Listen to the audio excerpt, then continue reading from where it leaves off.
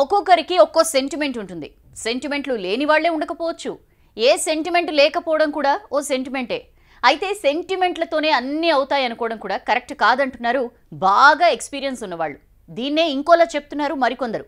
అందరూ నమ్మే సెంటిమెంట్లను దెబ్బతీసినా ఎదురు దెబ్బ తప్పదంటున్నారు. దీనికో పెద్ద కేస్ స్టడీ కూడా చూపిస్తున్నారు.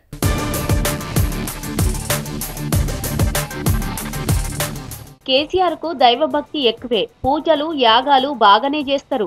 ఏ పని చేయాలన్నా పంచాంగాలు తిరిగేయాల్సిందే. అంతకంటే ఎక్కువగా సెంటిమెంట్ ను బాగా ఫాలో అవుతారు. ఒక్క మాటలో చెప్పాలంటే కేసీఆర్ దేవుళ్ల సెంటిమెంట్ మనిషిగా చెప్పుకుంటారు. అయితే అదే రివర్స్ అయిందన్న చర్చ సెక్రటేరియట్ ఉద్యోగుల్లో జరుగుతోందట. కేసీఆర్ ను దేవుళ్లే ఓడించారని మాట్లాడుకుంటున్నారట. ఏ ఇద్దరు కలిసినా ఇదే చర్చ నడుస్తోందట.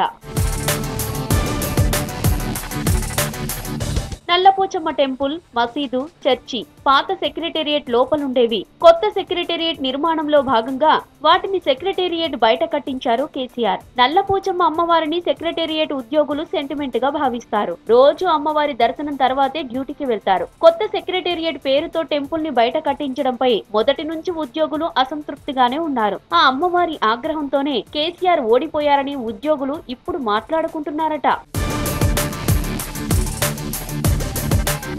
సెక్రటేరియట్ లోపల టెంపుల్, మసీదు, చర్చి ఉన్నప్పుడు కేసీఆర్ కొంత మంచిగానే జరిగిందని ఉద్యోగులు చర్చించుకుంటున్నారట. దేవుళ్లందరూ కేసీఆర్ ను సల్లంగానే చూశారట.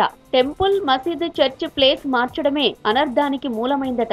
ఆ అనర్థమే కేసీఆర్ హ్యాట్రిక్ కు అడ్డుపడిందట. సల్లంగా చూసే అమ్మవారి ఆలయాన్ని కేసీఆర్ బయటకు పంపినట్లే ఆ అమ్మవారు కూడా కేసీఆర్ ను సెక్రటేరియట్ నుంచి బయటకు పంపిందని సెంటిమెంట్ గా చెప్పుకుంటున్నారట సెక్రటేరియట్ ఉద్యోగులు.